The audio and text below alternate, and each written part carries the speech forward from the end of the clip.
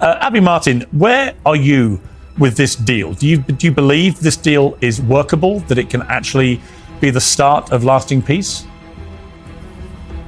Well, of course, I welcome an end to the unrelenting slaughter and bloodletting for the past 2 years. There's been hundreds of October 7s that have happened in Gaza. Of course, I welcome the cessation of massacres. The bare minimum demand for the last 2 years has been a ceasefire. So, of course, I welcome that. I think it's a big gamble by Hamas. I mean, this entire negotiations is basically putting Palestinians the barrel of a gun to their head and saying, subject, surrender, or die. First of all, no Palestinians were at the negotiating table. It was Gulf client states speaking on their behalf, Netanyahu and Kushner, who's personally invested in the settlement process. The whole gamble of releasing all the remaining hostages dead and alive within a 72-hour window is logistically insane. And of course, it's basically acting in good faith from the Israeli government, a pathologically lying, serial-killing state.